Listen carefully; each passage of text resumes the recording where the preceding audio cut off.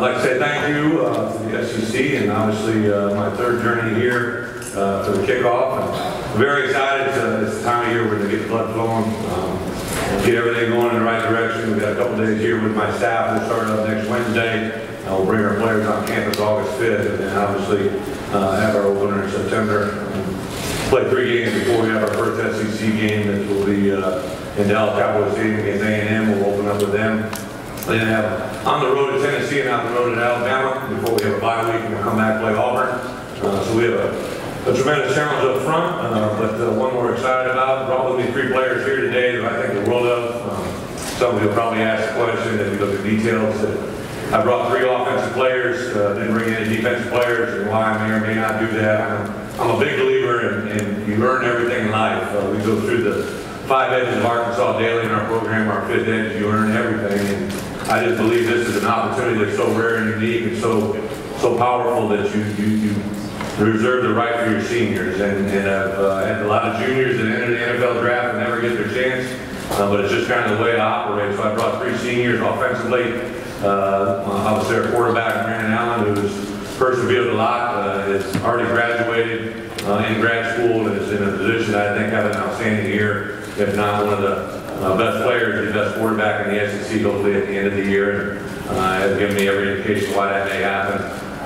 Keon Hatcher, a wide receiver who played probably his best football the last half of our season a year ago, and I believe that's 2 classes to finish this fall before he'll have that degree, but we'll walk out of here in December, headed into January on a new life that will be very successful, not only in football, but whatever path he chooses. And then Jonathan Williams, a running back that is a pair of 1,000-yard rushers, the only 2 of college football that he is 1 class short of graduating, and he'll take care of this fall, and then be on a path for success. Those 3 guys also were never recruited by me. They came to the University of Arkansas, and they didn't know who Bret Bielema was. They bought into what we asked them to on a daily basis, have rewarded themselves as well as the players around them. I think it's kind of cool that I brought a player from Texas, a player from Tulsa, Oklahoma, and a player from Fayetteville, Arkansas, because that's kind of what we're all about.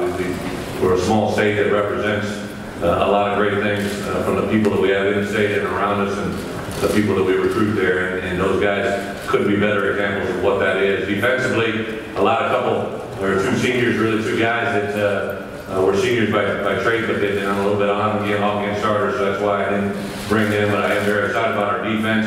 I think they could be a very special group. I've kind of given them the tagline, the Bad News Bears. For those that have that vintage that remember that movie, they're a bunch of guys that nobody really had a strong game, but played well together, and I think that's what our defense is. We got a bunch of no-name guys that I think could be very successful together, and excited to see them work. I think our biggest asset that we have going right now is we were a 3-9 team that became a 7-6 team. 7-6 by no means is a landing point, it's more of a launching point. It shares the same record with the worst record I had at my previous institution. After we went 7-6 at my last stop, we went on to win 10 games every year, 3 straight championships, and had a lot of success. And I see a lot of the same things coming for us here, but the bottom line is you got to make them happen, and that's what we'll be able to start doing here in a couple of weeks. I do want to say welcome Greg Sankey as our new commissioner, and obviously this is his first reign over this whole event, but a guy I've gotten over the last 3 years, and to hear him talk in his opening statements, especially when he kind of struck a soul with me when he talked about scholars, champions, and leaders. I think that the role of a head football coach is a lot more than just winning games. Sometimes that's all we're measured upon, and I understand it, I get it, I embrace it, I love it. But when you have kids go on and do some things in their life that no one else said they would do, and you see them have success 10 years, 15 years down the road, when you see them go past obstacles that lay in front of them that no one else thought they could achieve, it makes his job so much more rewarding to have a commish. Not that Mike can do that, I don't mean that in any way. I like the way that he set the tone for our conference on doing things the right way, and in a way that we'll do that to embrace scholars, to embrace champions, and to embrace leaders. I think will go a long way, and it's a great message for the entire world of college football to have. So I'm excited about that, and in addition to that, I think the #1 thing that I love about these media days is a chance to maybe get to know. I know a lot of the Arkansas media. You guys obviously know each other from being around different venues, but this is a way naturally to kind of make a statement about who your program is and what you want it to be. The three kids that we brought with us today represent a lot of great things.